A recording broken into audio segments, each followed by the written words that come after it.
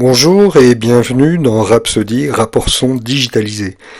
Nous avons vu précédemment comment dupliquer un fichier vierge afin d'obtenir un nouveau fichier portant le nom du film sur lequel vous allez travailler. J'ouvre ce nouveau fichier et je vais maintenant vous montrer comment entrer d'autres infos relatives au film et qui se retrouveront sur le rapport son. Je me sers pour cela du bouton bleu en bas à droite qui me permet de naviguer entre les fenêtres. Et je choisis la fenêtre Info. Premier critère, le titre du film, tout en haut. Je vais donc remplacer Rhapsody par le titre du film sur lequel je suis censé travailler.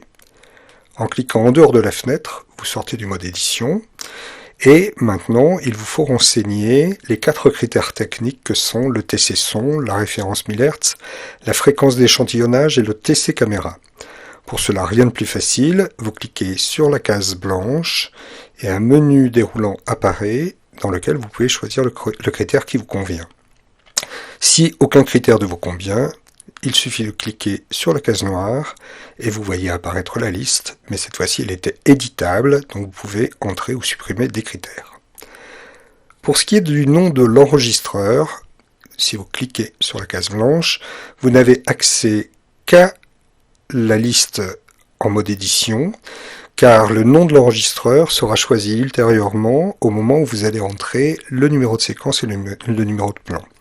Ceci vous permet d'ailleurs de travailler sur le même film avec plusieurs enregistreurs, tout en conservant qu'un seul rapport. Les champs suivants concernent les acteurs de la production et de la post-production.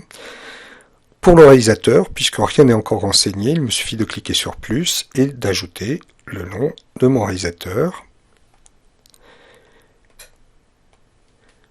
Une fois qu'il est apparu, en cliquant sur la case noire au-dessus de son nom, je vois que je peux également renseigner d'autres champs, tels que le numéro de téléphone et son email.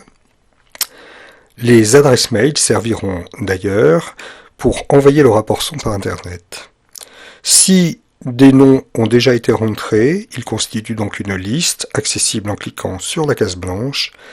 Et pour le labo, par exemple, je peux changer facilement de labo. Et je peux également éditer différents critères en cliquant sur la case noire.